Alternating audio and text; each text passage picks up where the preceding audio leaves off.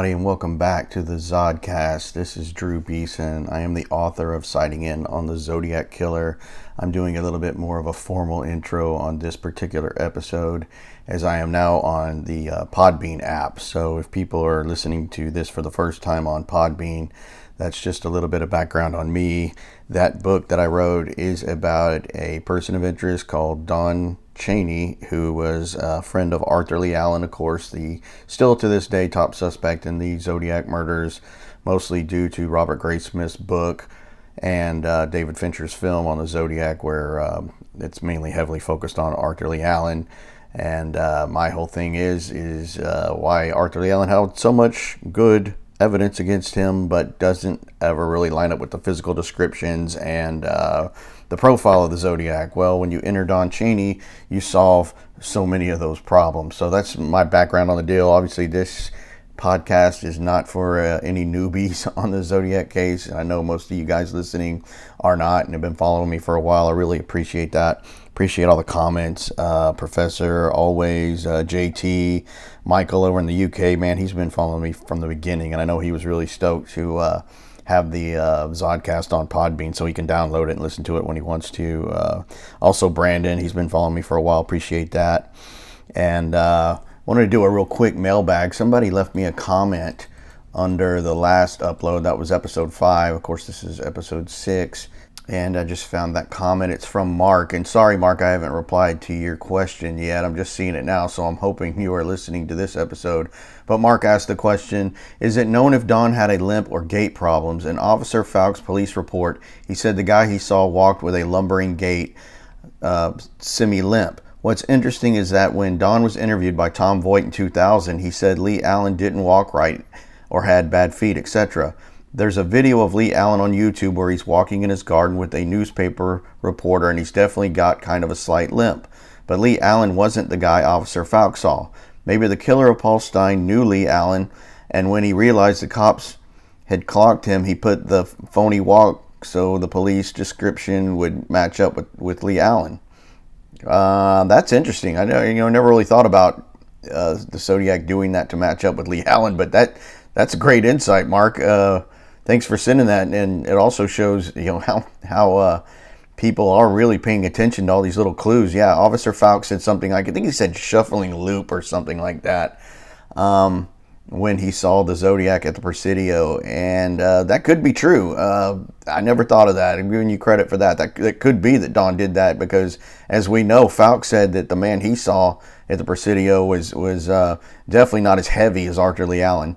And what I always focus on with Falk's description is he specifically used that term, barrel-chested. And I know I hammer that a lot like a broken record, like I say, but Don was barrel-chested.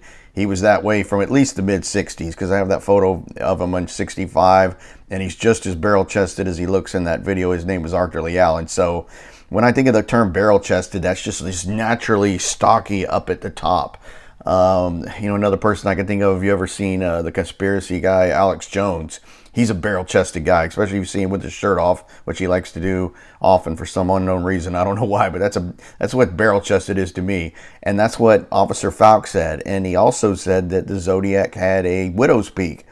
And a widow's peak is definitely where your hairline is receding on both sides of your head. And he specifically says what he believes that a widow's peak is in his name was Arthur Lee Allen when they interview Officer Falk. So Don definitely had those two things going for him. He had a widow's peak and he was barrel-chested, so he had that. So as far as the shuffling loop or the lumbering gait, as Mark calls it, I think he might have said both actually, Officer Falk. Could be. I mean, we know that the Zodiac, when he was at Berryessa, briskly walked towards Brian Hartnell when Brian Hartnell stood up. He said the Zodiac was briskly walking towards him, and that was on a slope. And we know that at Berryessa, it was a long walk from where the Zodiac must have parked or come from, either way, to come down that trail to where Brian and Cecilia were at Lake Berryessa. So Lee Allen would have been a stretch for that because, if Don's not lying there, that Arthur Lee Allen had gout in his feet and had trouble walking. He said he mostly wore tennis shoes. And even in the Tom Voight interview, he said that Lee wore tennis shoes. So that's another case of if Don's just trying to, at all costs, try to frame Arthur Lee Allen, why wouldn't he picked up on the wing walker deal and said, oh yeah, he wears wing walkers all the time. For some reason, Don leaned against that and just said no. He wears tennis shoes. Don definitely would have been familiar with wing walkers, I think, because Don was, of course, in the Air Force. So great question, Mark, and that was a great observation by you. Another question came in from Sefer. I hope I'm saying your name, and I think he's been following me for a while. And he writes, my problem with Cheney is that if he was the Zodiac, why would he risk getting caught by going to the police? Because he knew that Mike Michaud saw him or Brian Hartnell could recognize him, or Nancy Slover could recognize his voice, who, by the way, was in His Name Was Arthur Lee Allen documentary with Cheney. Or Officer Donald Falk could remember his face. What do you think about that?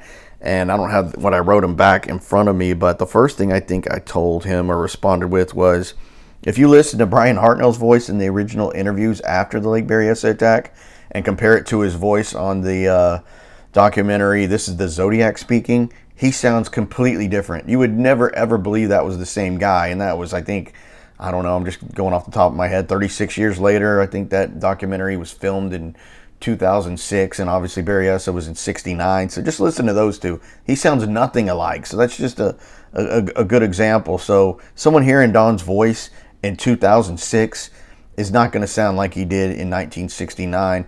Plus, Nancy Slover said the Zodiac sounded rehearsed.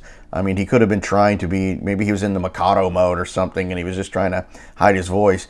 Also at Berryessa, he was wearing a mask, so that probably would be muffled somewhat. I mean, I do know that Brian did say it was a strange voice, not really an accent, but had a certain cadence to it or something. And he said that if he ever heard it again, he'd be able to recognize it. And he never really had. Of course, they played some different things to him.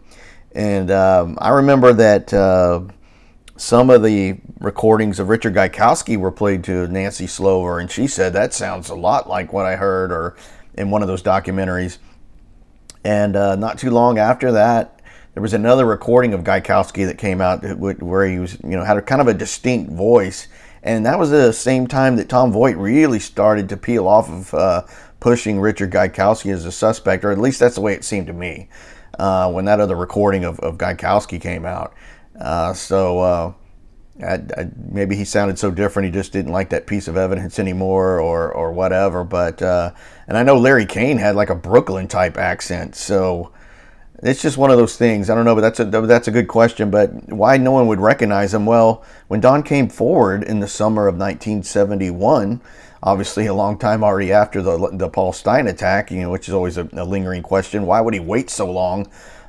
Because he claimed that he saw in the newspaper where the Zodiac was going to pick off the little kiddies as they came bouncing off the bus. That just scared Don enough to go to the Pomona police, as he claims. And I'll talk about that a little more later. But the whole thing is just too much of a stretch. But when Don came forward, no one was looking at him as a suspect. Maybe this day and age you would. Like if someone's spouse dies, they immediately look at the husband. If a wife dies or something, I mean, that's just natural. But when Don came forward, he had a lot of credibility going. Could be why he had Sandy Panzarella, his friend, who was a very successful businessman, be the lead guy on that, contacting San Francisco PD. I think actually Panzarella first contacted the Manhattan Beach Police because he knew someone there, and that's obviously in Southern California. So Panzarella had a buddy there. So after that, that person at Manhattan Beach got in contact with San Francisco PD, and then the rest is history. But could be why Don did that. But when Don came forward, he had a lot of credibility there. He was a mechanical engineer. Of course, at the time, he was working for Panzarella as a firing manager at Science Dynamics, which was really growing leaps and bounds. And Panzarella was making a lot of money. He's a really smart guy. He's got some issues, but he's very intelligent. And like John Cheney said, Panzarella was a man of means. So, they did ask people like Ron Allen and Karen Allen, and I've got a picture of those two in the front of this video. And you can see how Ron Allen is older. He looks so much like his brother Arthur Lee Allen now that he's older. And I think that photo's from like 5 or 6 years ago. But and if you're listening to this on Podbean, you can go check that out on YouTube. So focusing back more on Sepper's question is no one was really looking at Don Cheney when he came forward as a suspect. He had such good insight on Arthur Lee Allen, and Arthur Lee Allen was so promising. I mean, he was a child molester. He was this creepy guy. They just took him at his word. I don't even think no one really suspected Don Cheney of anything until until much later when George Bauer got the case years later, and when Don said that he licked Arthur Lee Allen's stamps, and obviously he thought, well, this must be because Don's scared of his DNA showing up on those letters, and that's what hooked me with Don. And I could never really reconcile that statement in any way when he said that. But when Don came forward, there was no reason to look at him as a suspect. They didn't haul him in front of Brian Hartnell or Officer Falk, for that matter, and say, "Does this look like the man you saw?" Whatsoever. And then I also told him that Mike Migeot never really got a good look at the Zodiac's face. Everybody knows that. When the Zodiac approached the car that Mike was sitting in with D. Farron, the Zodiac shined a bright flashlight in his face. He never got a good look at his face. He did say he was stocky, so there that is. And I think he had his height around 5'8", 5'9", not as tall as some of the other ones like Cecilia's height estimate. But Mike Migeot even admits he had a bright flashlight in his face. And we do know that years later, Mike Migeot picked Arthur Lee Allen out of a photo lineup that was given to him by George Bauer. And remember, with Bauer, he really wanted to be the guy that solved the case. He could taste it, I think. He really wanted to bring Arthur Lee Allen down. Like he says in the video, he says, "I believe Don Chaney's story." But on the other hand, he said he was very suspicious of Don Chaney and said, "I think he might be more involved than he's letting on." Of course, Don got hung over before that first polygraph, which really added suspicion. But remember, Bauer couldn't afford to just totally alienate Don Chaney or focus on Don Chaney as a single suspect, or really even a tandem, because without Don Chaney's testimony, he was never going to bring Arthur Lee Allen down.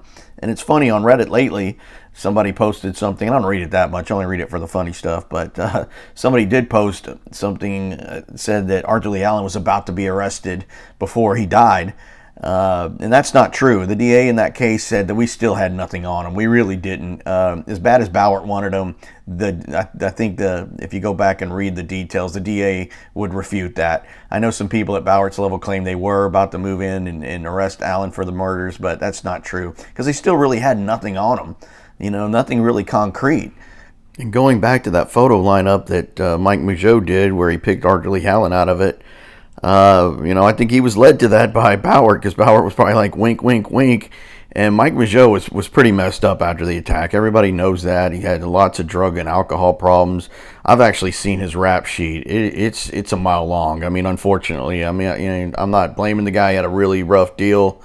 But, he had multiple felonies and lots of misdemeanors, lots of, nothing violent, but a lot of credit card fraud and stuff like that. So if Bauer gave Mike Migeot a six-pack of Coors Light and a box of Twinkies, he would have told you it was Arthur Lee Allen. And I'm not disparaging the guy, but that's just true.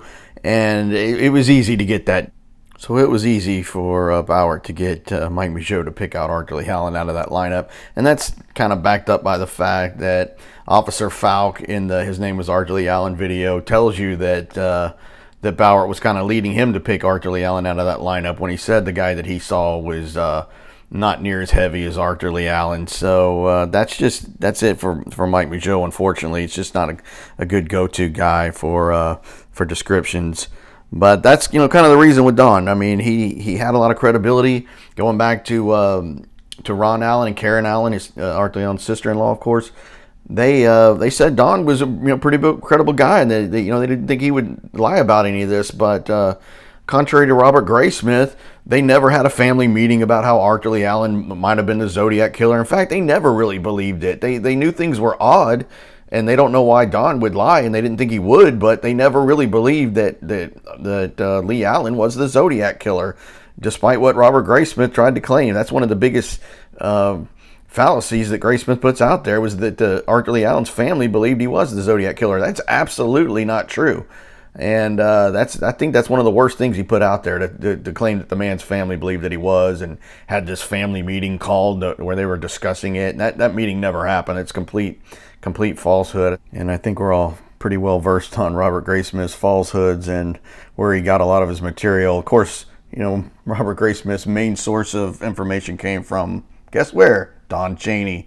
And I also just find it a little odd that Don Chaney had a class at Bakersfield College with a guy named Bob Starr, which is, of course, the pseudonym that Robert Graysmith used for Arthur Lee Allen in his book, because when it was written, Arthur Lee Allen was still alive. So I don't know, it's a little coincidental there. But one other question real quick from the mailbag. James Whoever says, I'm pretty sure that's not your real last name, James, but anyway, I mentioned the JohnBenet case a little bit on the last video, and James says, "Oh, please tell us your opinion of JohnBenet case."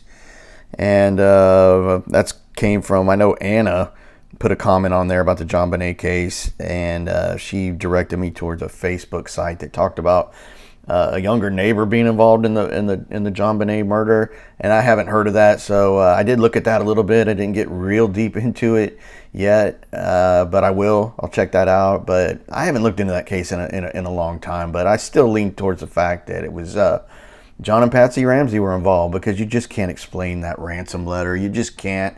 I know that TV special they did a long time ago where they focused on the brother Burke doing it. I don't think Burke did it. And I think it made a really solid case for no one broke into the house. And I know that Facebook site Anna recommended too said that this guy, whoever he is, had access to their house, so it could explain that. But there's definitely something weird going on with the Ramseys. I'm sorry, there just is. When that one female police officer came over there, and the one that looks like a deer in the headlights, if you remember that one video, that lady officer that came over to the house that morning, talked about how odd that John Ramsey was acting. And if you want to go down the Freemason rat hole with that deal, you can get there real fast, unfortunately, with that case, because Patsy Ramsey's father was a very high-level Freemason. That's a fact. And he had a lot of connections. I don't think he made a lot of money, but he knew a lot of people. I mean, both of his daughters were Miss West Virginias. And let's face it, they were kind of pretty, but they weren't like the most pretty or anything. And he gets two of his daughters that title. And then Patsy's father, I think it's Don Paw was his name. He's the one that got all that financing for John Ramsey to start up his computer company when they moved from Atlanta to Boulder. So this guy was very connected, and it's going to be some creepy stuff going there. That's just kind of where I am on that case. I think there's some type of crazy Masonic involvement, and I don't go too conspiracy. I really don't. But in this case, that's just where I am. And I'll dig back into that later. I mean, maybe there's a book there. Who knows? Well, that would take a long time. But I've actually been totally deep into another case that I'll bring up soon on this channel. Not under the Zodcast, because I want to keep this definitely Zodiac. But you're really getting deep into it when you're hinging on every YouTube post and brilliant insight from people that post under the names Renegade Fart and Poetic Burrito. But I'm definitely deep into this other case right now. But I'll always be doing the Zodcast, because this is my favorite, and so don't worry about that. So after I posted that last segment, I went back over to the Zodiac page on Reddit, and kind of tying in with what Mark had asked. Somebody had posted, I think it's the guy that goes under the name I Am Not Paul Avery. I love that, great name. Obviously we know where that comes from, and the I Am Not Paul Avery buttons. But he says, anyone ever think the Zodiac altered his appearance during the Stein murder, wore fake glasses, or even dyed his hair, as the sketch is shown so much and compared to so many people? That's a good point. Kind of ties right back into what Mark said. Yeah, maybe he was wearing a disguise. As we know, at Lake Berryessa, the Zodiac, his hair was seen through the eyelets of the mask, and I just don't think that was a wig. I think he grew his hair out, it's part of his bangs down his forehead that was long enough to come out through the eyelets, because both Cecilia and Brian separately said they saw that, and that the hair was brown. So we know the Zodiac at the Presidio Heights murder of Paul Stein, he had like this widow's peak blonde crew cut going. So I think he got a haircut after Berryessa, and his hair had grown long, and then he got a haircut and dyed it, kind of altered his appearance a little bit. And Michaud didn't get a great look at the Zodiac's hair at Blue Rock Springs, but there would have been enough time between Blue Rock Springs attack on July 4th up until the attack at Lake Berryessa on September 27th to have grown his hair out. So I think that's what's going on there. But interesting that I saw that comment from Mark, and then back on Reddit. But also I saw on one of the Facebook groups, I'm in two of them, and one of them's the Zodiac discussion group, and that's pretty good. A guy named Dion Walker posts a lot over there. Also goes by the name Tex. Really smart guy. He's always putting out a lot of good Zodiac material, so that alone is worth going to read, because Dion's always coming up with some really good stuff. But somebody had posted, I think it was a lady, a picture of from one of my videos of Paul Avery, one that came from the Bakersfield College yearbook, and then one that was taken in the early '60s, I think 1960, when Paul Avery first started working at the San Francisco Chronicle. And she put it in there and says, "What do you guys think of that? That Paul Avery went to the same little college as Don Chaney." And a guy commented under it. He said, "That guy doesn't look a thing like the Presidio sketch. So thanks a lot. Thanks for playing."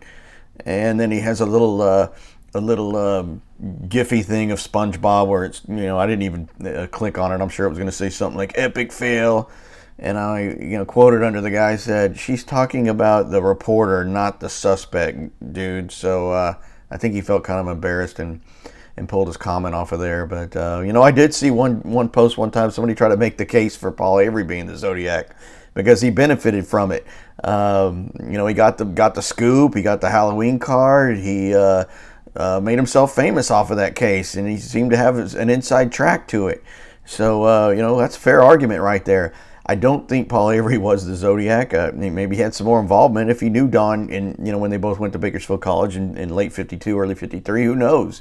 But Avery was a pretty scrawny looking guy.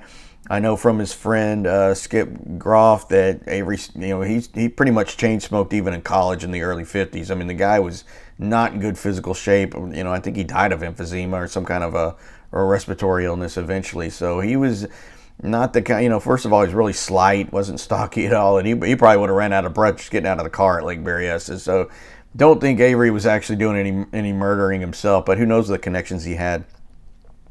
But going back to one of those Facebook sites, I think it was maybe Dion that was talking about how the Zodiac got mad at Paul Avery when Paul Avery suggested that the Zodiac might be a latent homosexual because two of his male victims had lived, being Brian Hartnell and Mike Mageau. And they said that must have really upset the Zodiac and got mad at him. But if that's the case, why didn't the Zodiac kill Avery? Because that was a year before the Halloween card was sent and before Avery got the gun license and everything. So if the Zodiac was that mad, why not kill Avery? I'm sure he would have been an easy guy to catch drunk out at a bar one night. The Stein killing was pretty bold. And why didn't we just take Avery out? So maybe there's something going on there. But back, staying with the Paul Avery topic, because I agree with a lot of other people. He is the key. He just has to be. And I wanted to talk about the Sherri Jo Bates murder that happened at Riverside City College back in 1966. Of course, that's a non-canonical Zodiac crime. It's not one of the four known Zodiac crimes, but a lot of people believe that it was a Zodiac crime. There's still some people on the fence. I personally do not think the Zodiac killed Sherri Jo Bates. I can be moved on that, but I don't think it was, because she was attacked so violently, she was almost decapitated. And that's not even close to Berryessa where a knife was used. I mean, this was like total rage. And it seems like the Riverside police definitely think it was somebody that knew her pretty well. We all know who that is. It goes under the name Bob Barnett. It's not his real name, but eerily close to his real name, who was dating her at the time or around that time she was murdered. And then she went up to San Francisco and got engaged. Remember, Riverside's outside of Los Angeles, nowhere near the Bay Area. But she went to San Francisco, got engaged, came back, and this individual was supposedly upset by that, told some of his friends he's gonna I don't know, I'm paraphrasing, but he said he was gonna get her, and a couple of them took lie detectors and passed. This individual was eventually tested for DNA because they found some DNA under Sherri Jo Bates' fingernails or something, and this guy basically had the attitude, "Oh, what took you so long?" And the test came back negative. And so they let him go. But I think it's probably him. I mean, I think there's a reason why they have always stuck to that, because it's so much, there's so much there. I mean, the guy had intent. It was a violent murder. And we know when she walked out of the college and back to her car was disabled. That's why she couldn't start it. There's some missing time of a few hours there before the people that lived around there heard any noise. I think that was like 10 p.m. I don't know the exact time, but there was some time there between when she left the library and when they heard any commotion going on. So it's kind of, to me, looks like she knew her assailant, and maybe they went somewhere for a walk, came back to her car, it wouldn't start, and then something like that, and then just killed her right there. That's kind of what I think. But I think the Zodiac claimed it early. I think he knew about the murder, and and wrote the confession letter. So the confession letter does look eerily Zodiac-like, and I think the Zodiac probably could have written it. Now, I'm not just trying to push Don on everything, but Don would have known about Riverside pretty early on because he spent a lot of time in Pomona, California, outside of Los Angeles. And Pomona, California is just a short 20-minute drive from Riverside. So if you were in Pomona, and they had a pretty big newspaper there, I think it's called the Pomona Progress Bulletin, and that would have definitely been reporting on the Sherri Jo Bates murder being so close to Pomona. So that would have definitely landed it on Don's radar. And then also, when you talk about Arthur Lee Allen, back then it was said that he would go to the car races in Riverside. He liked to watch the car racing, and they were always held in Riverside. And then after that, he might stop by and see his brother Ron at Cal Poly Pomona, and that's how obviously Ron Allen met Don Chaney, and they were really good friends. Of course, Ron Allen was Don Chaney's best man when they got married, so that's how the friendship between Don and Lee got started. But they always also talk about it in regards to Arthur Lee Allen, was that he was teaching at Valley Springs at that period that Sherri Jo Bates was killed, and that he missed that day, that I think it was Halloween day after Sherri Jo Bates was murdered, or maybe the day after that, where he was absent, and that was extremely rare for Arthur Lee Allen. I think they said he had never been absent while teaching at Valley Springs, so that put some suspicion on him. Like, why would he have been out that day? Did he have scratches on him or something like that? I don't think the scratches would have healed in a day, but it's always brought up as additional evidence that Arthur Lee Allen might have killed Sherri Jo Bates, because he took a very rare day off from teaching at Valley Springs. And I know Michael Butterfield told me that they weren't exact on that date that Arthur Lee Allen was out, but I think Tom Voigt actually has a copy of the slip that was filled out when Arthur Lee Allen took that day off at Valley Springs. So that's kind of interesting how that might all tie in. But going back to Paul Avery, and everything always leads back to Paul Avery and how he found out about this tie between the Sherri Jo Bates Riverside murder and the Zodiac crimes, was from a letter called the Slowboat to China letter, because that phrase is used in the letter. I want to read part of some stuff that came from Richard Grinnell's site, zodiacciphers.com, really great website. And this says, and this is I think written by Richard, and it says, whether the Zodiac killer was responsible for the murder of Sherri Jo Bates, 18 years old, in Riverside on October 30th, 1966, has been widely debated. The young woman was found brutally stabbed on Halloween morning by groundskeeper Cleophas Martin.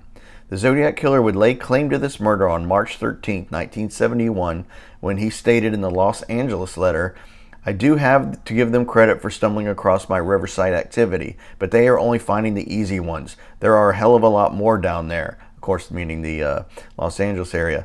This made it curious that the Zodiac killer's previous communication was the October 27th, 1970 Halloween card and its obvious implications of a murder related to Halloween. Sandwiched between the Halloween card and Los Angeles communications was the November 16th, 1970 Paul Avery article in the San Francisco Chronicle declaring there was new evidence in the Zodiac killings. This seemed rather convenient timing immediately after a card based around Halloween. The Riverside and Zodiac connection was first proffered by Phil Sins, who Mike Morford was fortunate enough to interview in 2012. He stated that, as far as he can remember, he initially asked Avery to contact Riverside police, and that he only got involved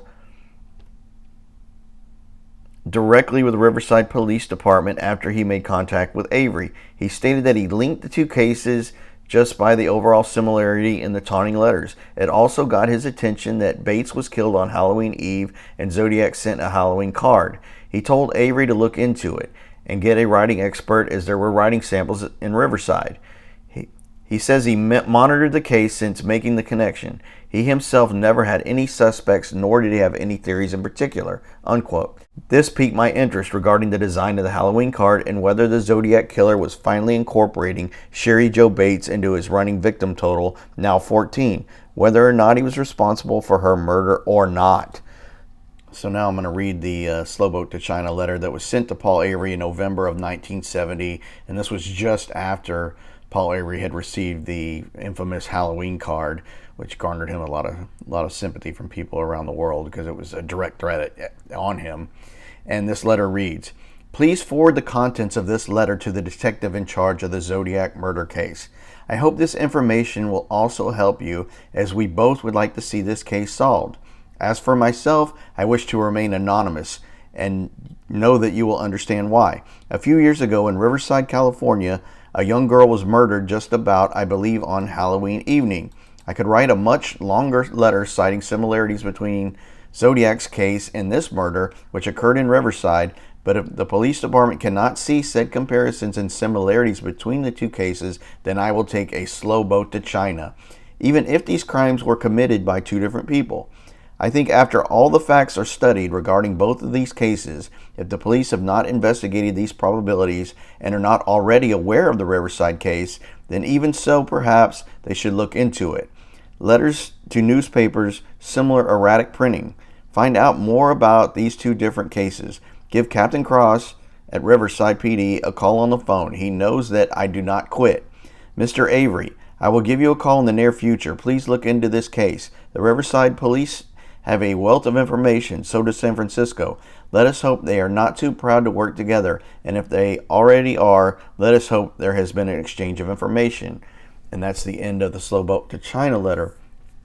So going back to Mike Morford, who talked to Phil Sins, who was this supposed informant to the Riverside police, he told Morford that he never sent Paul Avery a letter. He said he called him a few times on the phone, but never sent him a letter. So was it Phil Sins that originally alerted Paul Avery to this, or was it the Slow Boat to China letter that Phil Sins claims he never sent to Paul Avery?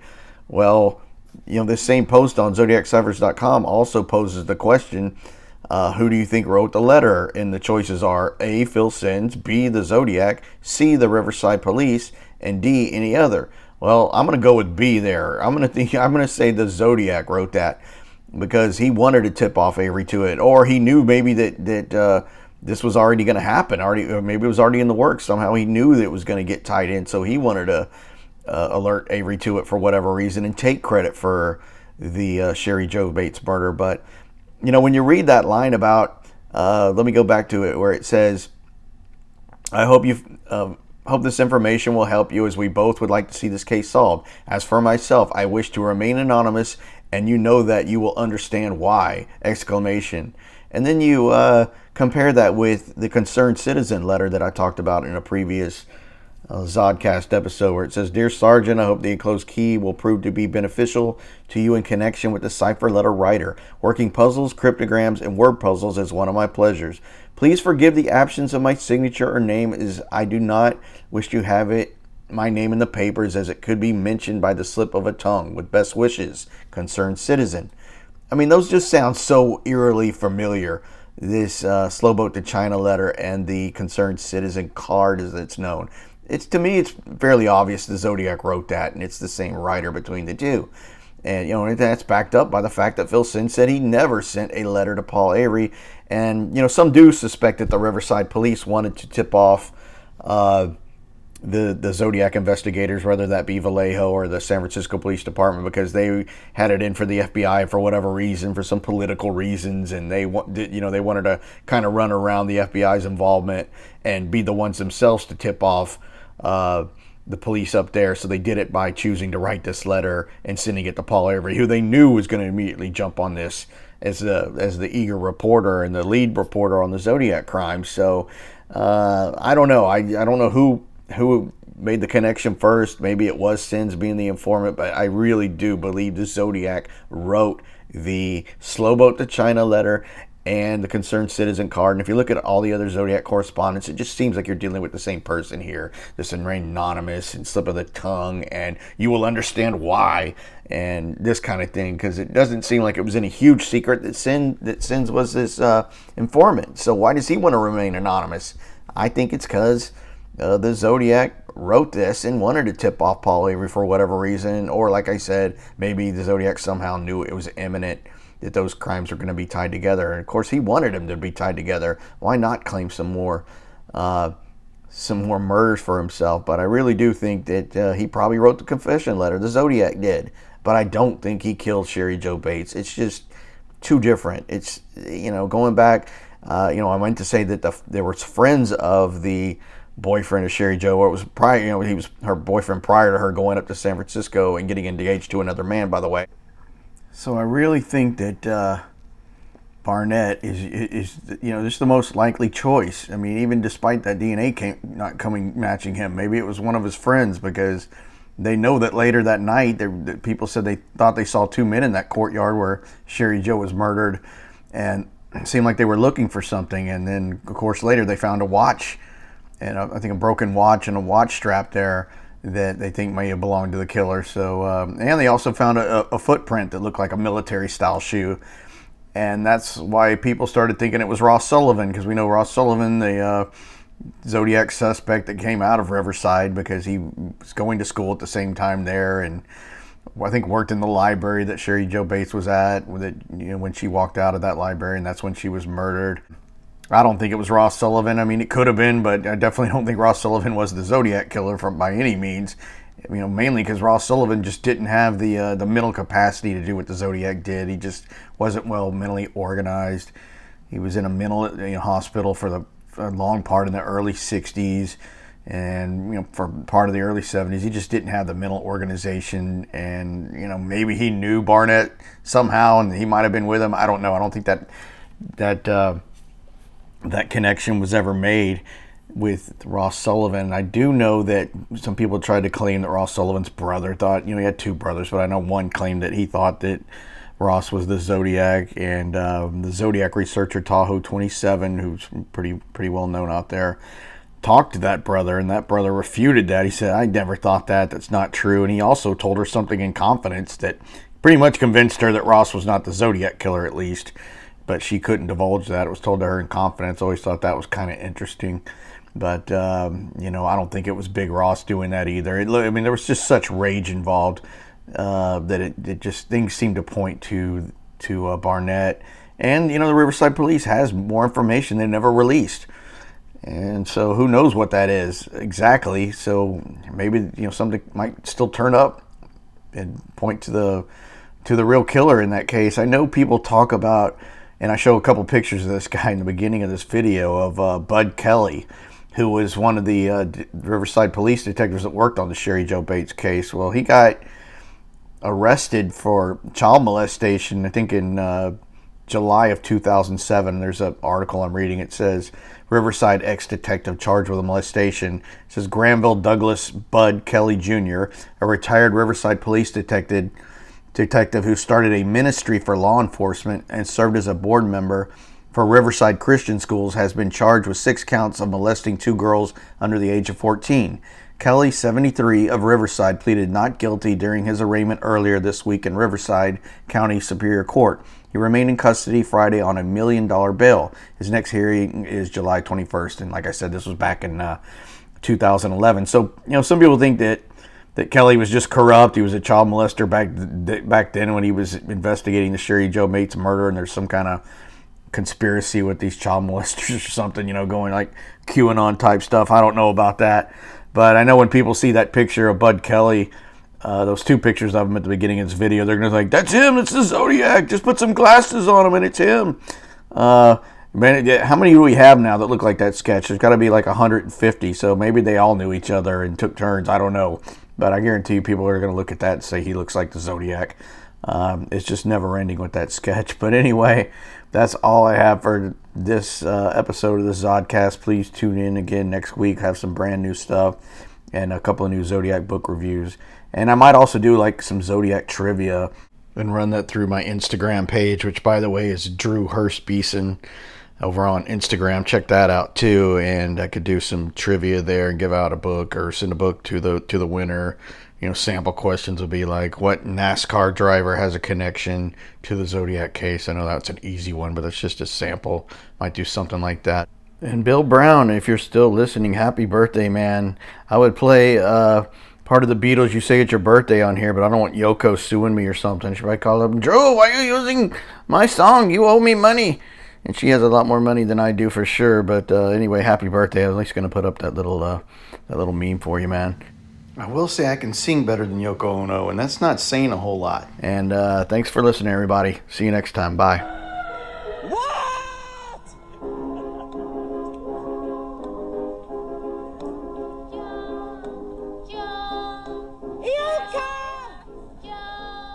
anything you say, dear.